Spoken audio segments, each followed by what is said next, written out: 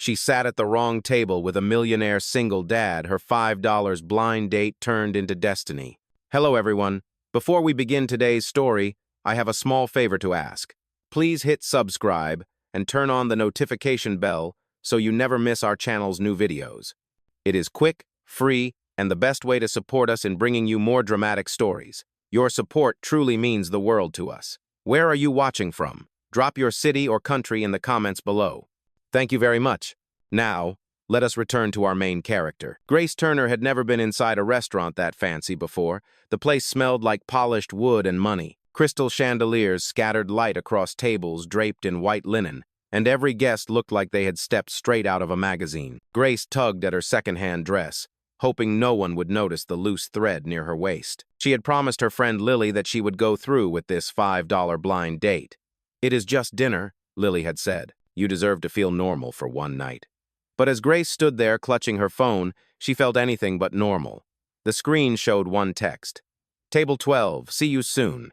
Her heart pounded as she scanned the room. There, at a corner table by the window, sat a man in a dark suit, scrolling through his phone. His posture was calm, his shoulders broad, his wristwatch gleaming under the light. That must be him, she told herself. Taking a deep breath, she walked over. "Hi," she said with a nervous smile. "You must be Daniel, right? I am Grace. Sorry if I am a little late." The man looked up, startled. For a split second, his sharp blue eyes softened. He was not Daniel. His name was Ethan Cole, a 34-year-old tech millionaire and a single father who had come here for a canceled business dinner. But something about the way Grace stood there, clutching her thrift store purse and smiling through her nerves, made him hesitate. Ethan could have corrected her right away. He almost did.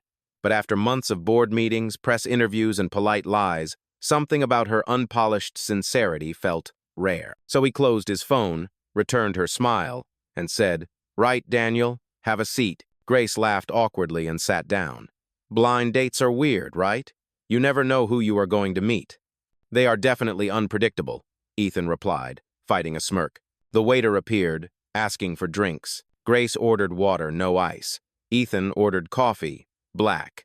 Between awkward pauses, she talked about her job at the diner near Fifth Avenue, her mother's medical bills, and her dream of opening a small art cafe one day. Ethan listened, silent but intrigued. When she asked what he did, he hesitated. "I work in tech," he said simply. Her face lit up. "That sounds complicated. I cannot even fix my own Wi-Fi." Ethan chuckled for real this time. "It has its challenges." "Oh." The conversation flowed more easily than either expected. Grace was clumsy, honest, and real. Ethan was composed, careful, and lonely. Somewhere between the nervous laughter and the clinking of silverware, something shifted, something neither of them could name. Then Grace's phone buzzed. She glanced down. "Hey, Grace, I am at table 12. Can you see me?" Her blood ran cold. Slowly, she looked at Ethan. "You are not Daniel, are you?" she whispered. Ethan's lips parted, guilt flickering in his eyes. "No, I am not." Her face flushed red. "Oh my God," she muttered, standing up so quickly that the chair scraped the floor. "I am so sorry. I sat at the wrong table. I must look like such an idiot." "Wait, Grace," Ethan started, but she was already grabbing her coat. "It is fine," she said, her voice trembling. "Really, have a good night." Ethan watched her rush out into the cold March evening, the restaurant door swinging shut behind her. For a long moment, he just sat there, staring at the empty chair across from him, wondering why he suddenly wished she had stayed. Outside, Grace walked down the wet sidewalk, heart racing, humiliation burning in her chest. She had just mistaken a millionaire for her $5 date. What a disaster. But fate was not finished with either of them. Not yet. The next morning, Ethan Cole sat behind the wide glass desk in his corner office, staring at the city skyline. The sunlight reflected off the high-rises, but it did little to lift his mood. His assistant knocked gently. "Sir, the board meeting is in 20 minutes. "I will be there," he said quietly, though his mind was still at that restaurant. He had not been able to shake the image of the girl with nervous eyes and a thrift store purse. Grace. Meanwhile, across town, Grace stood in the hallway of a rundown apartment building, clutching an eviction notice. Her mother's medical bills lay stacked on the table beside an empty bottle of cough syrup. Grace's voice trembled as she spoke. "Mom, they are asking for another payment. I will find a way." I promise. She looked out the window at the gray city morning and exhaled slowly. Her last paycheck from the diner was already gone. She had no savings, no family besides her mother, and no luck left to spare. Hours later, as she hurried through the hospital corridor to bring medicine, a small voice cried, "Dad! Dad! Wait!" She turned just in time to see a little boy trip and fall near the vending machines. Grace rushed over, helping him up. "Are you okay, sweetheart?" she asked, brushing dust from his jacket. The boy sniffled. "I dropped my juice." "That is all right. I can get you another one." She swiped her card, bought another bottle, and knelt to hand it to him. "Here you go. What is your name?" "Leo," he said shyly. A deep voice echoed behind her. "Leo!" Grace turned. Her heart skipped. It was him, Ethan Cole, the man from the restaurant. He froze for a second, just as stunned. "You," he said softly. "I swear I am not following you," Grace blurted, flustered. Ethan almost smiled. "I believe you. Thank you for helping my son." He crouched beside Leo, checking his knees. "You all right, buddy?" Leo nodded, clutching the juice bottle. "She is nice, Daddy." Grace's cheeks warmed. She started to excuse herself, but Ethan stopped her. "Wait, I owe you dinner, or at least an apology." "You do not owe me anything," she said quickly. "It was just a mix-up." He studied her face for a long moment. The exhaustion, the honesty, the quiet dignity. Something clicked in his mind, a sudden, desperate solution. His custody hearing was in 2 weeks, and the court demanded proof of a stable home life. "Grace," he said, his tone shifting, "this may sound strange, but I need your help. I need someone to pose as my wife for a short time. It is a legal arrangement, strictly professional. In return, I will take care of your mother's medical bills and your rent for the next 6 months." Grace blinked, stunned. "You cannot be serious." "I am completely serious," Ethan replied. "It is a contract marriage, 30 days, nothing more." She stared at him, trying to read if he was joking. But his face was calm, sincere. Somewhere deep inside, she sensed he meant every word. And that was how a wrong table, a $5 blind date, and a spilled juice box began to twist both of their fates into something neither of them could ever have imagined. Grace sat across from Ethan inside the quiet corner of his office. The air smelled faintly of coffee and fresh paper. Between them lay a single folder with a gold clip, its title printed neatly on the front. Contract agreement. Ethan folded his hands. "You can read every line carefully," he said. "Nothing happens without your consent. This is purely professional." Grace opened the folder with trembling fingers. The pages were dense with legal terms, but a few lines stood out. Asterisk duration. 30 days. Purpose. Family representation during custody review. Asterisk conditions. No intimacy, no interference with personal affairs, absolute confidentiality. She looked up. "You really wrote it all down?" "I do not do anything halfway," he said evenly. Her eyes drifted toward a framed photo on his desk, a smiling woman holding a baby boy, Leo, maybe 3 years old. The woman's laughter seemed frozen in time. Grace's voice softened. "Your wife?" Ethan nodded once. "She passed 3 years ago. Cancer." Silence filled the room, heavy but not uncomfortable. Grace closed the folder slowly. "You want me to pretend to be her replacement?" she said quietly. "I need to keep custody of my son," he answered. "The court believes he needs a stable family environment. My lawyer thinks marriage will prove that stability."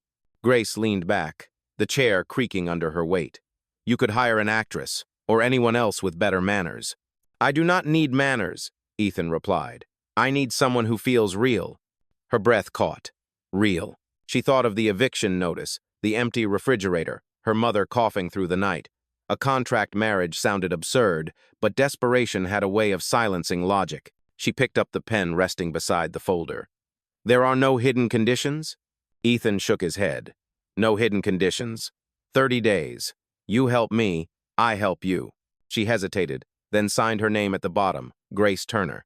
The ink slightly smeared from her shaking hand. Ethan reached out to take the folder. For a moment, his fingers brushed hers, and a strange spark passed between them, something unspoken, unexpected. He cleared his throat. "We will start tomorrow. My driver will pick you up at 9. You will move into the Cole estate for the month." Grace nodded faintly, her heart pounding. "All right." When she left the office, The sky outside had already turned the color of steel. She walked for blocks before realizing she was still holding the pen he had given her. Back upstairs, Ethan looked at the signature again. Her handwriting was uneven, honest, almost vulnerable. For the first time in years, he felt uncertain not about the deal, but about what it might awaken inside both of them. The contract was signed, the lines drawn clear, yet neither of them knew that those very boundaries would be the first to break. The following morning, Grace stood at the bottom of a long stone driveway, staring up at the Cole estate. The mansion looked like something out of a magazine, tall white columns, glass walls reflecting the morning light, and gardens trimmed to perfection. She clutched her small suitcase, suddenly aware that every step forward might change her life. A housekeeper greeted her at the door. "Good morning, Mrs. Cole," the woman said politely. The words sounded strange, almost unreal. Grace forced a smile. Just Grace is fine. Inside, the house felt quiet and too large, filled with the faint scent of polished wood and lilies. Leo ran through the hallway in his pajamas, laughing until he spotted her. "You came," he said, his eyes wide. "I did," she replied, kneeling to his level. "Are you going to show me around?" He nodded eagerly and took her hand. "Come on. Daddy is in the library." Ethan stood near a wall of books when she entered, his suit crisp, tie perfect. For a second, Grace wondered if he ever looked anything less than composed. "Morning," he said, motioning toward the coffee set on the table. "You should eat something before the stylist arrives." "Stylist?" she echoed. "You will need to attend a few formal events with me. We cannot have the press asking questions." 2 hours later, Grace found herself surrounded by clothing racks and makeup brushes. The stylist circled her like an artist examining a blank canvas. "Natural elegance," the woman murmured. "We can work with that." Grace blushed as a pair of shoes she could never afford were slipped onto her feet. When the session ended, she hardly recognized herself in the mirror. The girl who had once served coffee in a diner now looked like she belonged in a boardroom. But inside, she was still trembling. That evening, during dinner, Leo chattered between them, and the awkward silence slowly melted. He insisted Grace try his favorite mashed potatoes, and Ethan watched with quiet amusement as she pretended to be impressed. For a moment, it felt almost normal, a small family at one table. After Leo went to bed, Grace wandered out onto the balcony. The city lights stretched endlessly beyond the gates, cold and beautiful. Ethan joined her, his expression unreadable. "You handled today well," he said. She smiled faintly. "I am not sure what I am supposed to be handling. I still feel like I am playing dress-up in someone else's life." Ethan leaned against the railing beside her. "That is all any of us are doing, Grace. Pretending until something real finds us." Their eyes met in the quiet glow of the city. Neither spoke again, but something unspoken hung between them, something neither contract nor reason could define. When Grace finally went to her room, she placed the fancy shoes by the door and whispered to herself, 30 days. I just have to survive 30 days. Yet deep down, she already knew survival would not be the hardest part. It would be keeping her heart out of it. 2 weeks later, Grace adjusted the neckline of her borrowed gown and stared at her reflection in the mirror. The shimmering fabric caught the light with every nervous breath she took. Tonight was the annual Cole Foundation gala, the first public test of their arrangement. Ethan waited downstairs in a tailored black suit, calm as ever. She could hear the low hum of engines outside as guests began arriving. When she descended the grand staircase, Ethan looked up from his phone. For a moment, his practiced composure faltered. "You look beautiful," he said softly. "Thank you," she replied, unsure what to do with the warmth that rushed to her face. At the gala, the ballroom glittered with chandeliers and polite laughter. Grace stayed close to Ethan, smiling when introduced, nodding when spoken to. The air buzzed with money and judgment. She could feel the weight of every glance, every whisper about the mysterious new Mrs. Cole. During dinner, one of the shareholders leaned forward with a smirk. "So, Grace, where did you two meet? Let me guess, Harvard Alumni Circle?" Ethan's jaw tightened, but Grace managed a small laugh. "Not exactly. It was a bit more ordinary than that." "Ordinary?" The man's tone dripped disbelief. "I would not call anything about Ethan ordinary." "Oh." Grace smiled again, calm but firm. "Maybe that is why it worked. Sometimes the most extraordinary things come from mistakes." The table went silent. Then someone chuckled, and the tension eased. Ethan exhaled quietly, his eyes finding hers across the table. Pride flickered there, subtle but undeniable. Later that night, as the band played slow jazz, Ethan extended his hand. "Dance with me. It will look convincing for the cameras." Grace hesitated, then placed her hand in his. The music swelled, and they moved together beneath the soft light. He guided her effortlessly, the scent of his cologne faint but steady. She tried to focus on her steps, but her heart betrayed her rhythm. "Thank you," he murmured. "For what?" "For saving me from myself tonight. You handled them better than most politicians could." Grace smiled, her voice barely above a whisper. "I'm getting used to pretending." His gaze lingered on her face. "Maybe not everything has to be pretend." Ugh. The words hung between them, too fragile to name. She looked away first, her pulse racing. When the dance ended, Ethan escorted her outside to the terrace for air. The city below shimmered like spilled starlight. He loosened his tie, suddenly looking less like a billionaire and more like a man who had forgotten how to breathe.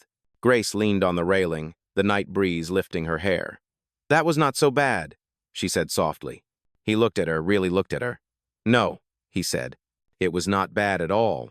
Inside, the music played on, but something had shifted, something that neither of them could ever fully take back. That night after the gala, the mansion was quiet except for the soft ticking of the clock in the hallway. Grace could not sleep. She stood by her window, looking out at the distant city lights, replaying the evening again and again. Ethan's words echoed in her mind. Maybe not everything has to be pretend. She did not want to admit it, but part of her wished he had meant it.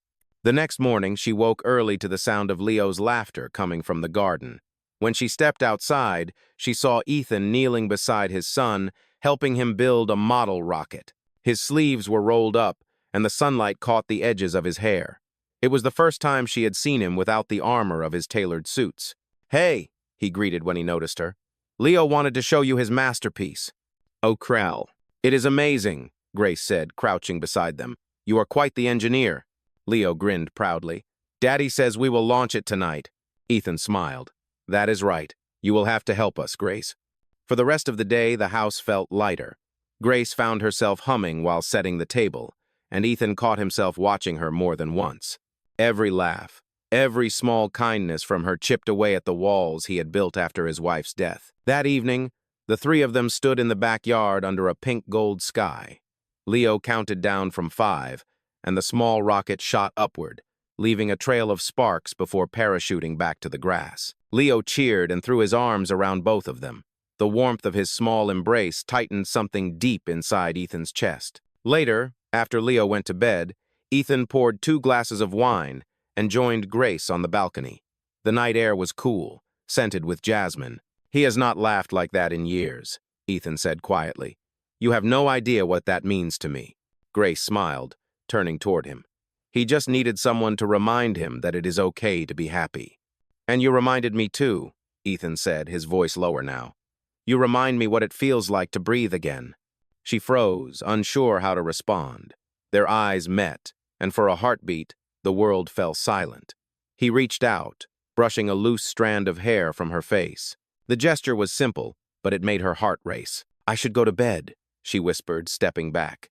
"Of course," he said softly, though his eyes lingered on her until she disappeared down the hall. When she closed her bedroom door, Grace leaned against it, her pulse still trembling. The contract had rules, no emotions, no attachments, but those boundaries were already blurring. In another room, Ethan sat in the quiet, staring at the untouched wine in his glass. For the first time in years, he felt afraid not of losing control, but of wanting something real again.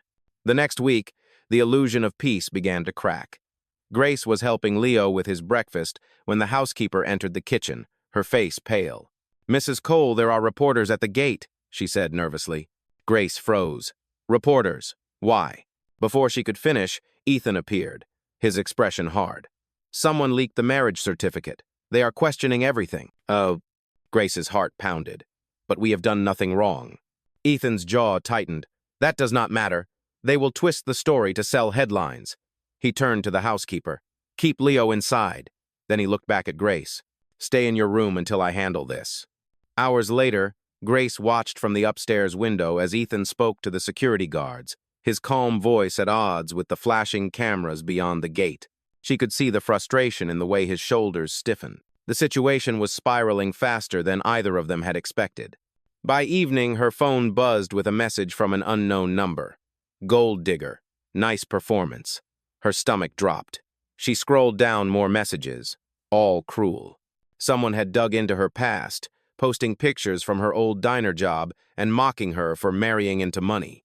Ethan found her sitting on the edge of the bed, phone trembling in her hand. "Grace," he said quietly, "do not read that garbage." Huh. Her eyes filled with tears. "They are calling me a fraud, Ethan. They are saying I trapped you." "I will fix it," he said, his tone firm. "I promise." But before he could explain, a new voice echoed from the doorway. "Maybe you cannot fix everything, Ethan." They both turned. Standing there was Vanessa Hale, Ethan's former girlfriend and a board member of the Cole Foundation. Her smile was sharp, polished, and dangerous. "I told you the board would not approve of your little stunt.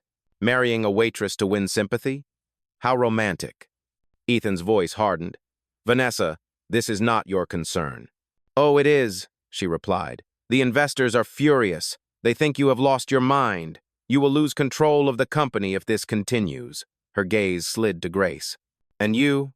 Congratulations. You played your part well." Grace stood, her voice trembling but steady. "You do not know me." Vanessa laughed. "I do not need to. I know your type." Before Ethan could stop her, Vanessa dropped a folder onto the table. "Proof that your marriage is fake. The dates do not match. The court will see right through you." Ethan's hand clenched at his side. "Get out." Vanessa smiled, satisfied. "Good luck explaining this to the press, or to the custody judge." Then she turned and walked away, her heels clicking like gunshots down the hallway. When the door closed, Grace felt her legs weaken. "She is right, Ethan. What if this ruins you?" He ran a hand through his hair. "Let me worry about that." "I cannot let Leo get caught in this," she whispered. "He is just a child." His voice softened. "You are not leaving." But Grace shook her head. "You hired me to protect your family, not destroy it." Tears filled her eyes as she reached for the small pendant Leo had made for her, the one that said, "For Mommy Grace." She placed it on the table beside the contract. "Tell Leo I am sorry," she said quietly. Ethan took a step forward, but she turned away before he could stop her. That night, Grace packed her suitcase and walked out into the rain.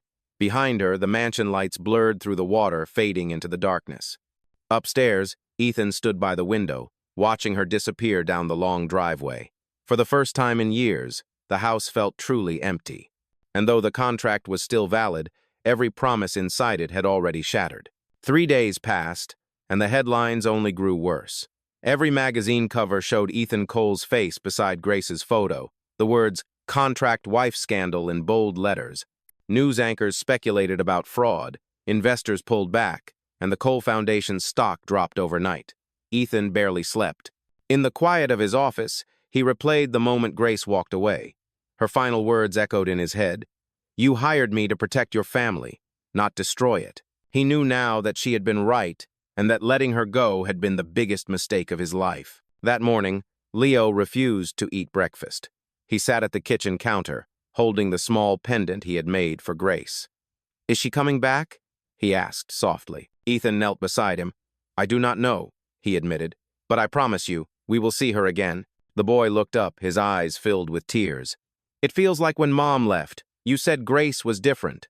Ethan's chest tightened. "She is," he said, "and I will prove it." He spent the rest of the day making calls, ignoring the chaos at the company. When his publicist demanded a statement to control the narrative, Ethan made a decision that stunned everyone. "Call the press," he said. "I will handle this myself." That evening, under a gray sky, he stood behind a podium outside the Cole Foundation building.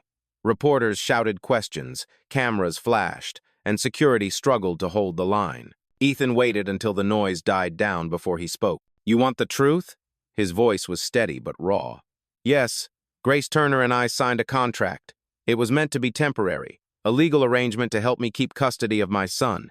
But what the contract did not account for was something real, something no money or paperwork could buy." He held up a small frame. Inside it was the $5 receipt from the restaurant where they had met. The ink was faded, the edges wrinkled. "This was how it started. A $5 mistake. She thought I was someone else, and I let her sit down. That one mistake changed my life. Reporters whispered among themselves. Ethan continued, his voice cracking just slightly. Grace Turner is not a fraud. She is the reason my son laughs again. She is the reason I remember what it means to be human. If anyone should be questioned here, it is me. The cameras clicked furiously, flashes turning the evening into daylight. Ethan set the frame down on the podium and took a breath. I will not hide behind lawyers or publicists. I will tell you exactly what I told her the day she walked away. She was never pretending. I was the one who had forgotten what real felt like. Back in her small apartment across town, Grace watched the live broadcast on her cracked television. Her hands covered her mouth as tears streamed down her face. She had expected anger, maybe even silence, but not this. When the reporter asked Ethan if he loved her, he looked straight into the camera. Yes, he said, I do. And if she is watching, she needs to know that this every word, every promise, is real. Grace pressed a trembling hand against her heart. Outside, rain began to fall again, just like the night she left. She whispered to herself, Ethan. By the time the broadcast ended, her decision was already made. She grabbed her coat, wiped her eyes, and ran out into the rain. At the same time, Ethan turned from the flashing lights and walked away from the podium, his heart pounding with something he had not felt in years' hope. Rain poured over the city as Grace ran through the streets, her shoes splashing through shallow puddles. She did not care about the cameras or the headlines anymore. She only cared about one thing reaching him. By the time she reached the Cole Foundation building, the crowd had dispersed. The guards recognized her instantly and opened the gate without a word. Inside the lobby, Ethan stood alone near the glass doors, still holding the frame with the $5 receipt. His suit jacket was soaked, his tie loosened, his eyes heavy with exhaustion. When the elevator doors opened and he saw her, he froze. Grace, he whispered. She stood there, dripping wet, her breath uneven. You should not have done that, she said. I had to, he replied softly. The world needed to know the truth, that you are not a fraud, that I am the one who lied to everyone, especially to myself. Grace took a hesitant step forward. You could lose everything, Ethan. The company, the board, your reputation. He shook his head. I can build another company. I cannot build another you. The words hung in the air between them, heavy and sincere. Slowly, she walked closer until they stood face to face. You said in front of the whole world that you loved me, she murmured. Did you mean it? Ethan's voice broke slightly as he answered. Every word. Tears filled her eyes. Then why did you let me go? Because I thought I was protecting you, he said. But all I did was prove that I was afraid of losing someone again. You and Leo made me feel alive, and that terrified me. Grace reached up and touched his cheek. You do not have to be afraid anymore. For the first time in years, Ethan smiled, not the polite, practiced smile he gave the press, but something real, something human. He pulled her into his arms, and for a long moment, the world outside disappeared. The rain tapped against the glass like a quiet applause. A few weeks later, the scandal faded as quickly as it had started. Investors returned, the headlines moved on, and the Cole Foundation regained its footing. But Ethan and Grace no longer cared about damage control. They cared about the life they were quietly building together. On a bright Saturday morning, the garden behind the Cole estate bloomed with white roses and tiny lights. Friends, a few family members, and a very excited 6-year-old boy gathered under a canopy. Grace walked down the path in a simple ivory dress, holding Leo's small hand. Ethan waited at the end, wearing the same black suit he had worn the night they met. When she reached him, Leo grinned up at her. You look like Mommy Grace again, he whispered proudly. Ethan knelt, taking both of their hands. You ready to make this real? Grace laughed through her tears. It already is. The officiant spoke. The vows were exchanged. And when Ethan slipped a ring onto her finger, he added something quietly, meant only for her. The $5 mistake that became the best decision of my life. She smiled, whispering back, the best mistake ever made. As the guests applauded, Ethan lifted Leo into his arms while Grace laughed beside them. The three of them stood beneath the sunlight, no longer pretending, no longer hiding. The story that began with a misunderstanding had found its ending not in luxury or wealth, but in something far rarer. Real love, real family, real forever.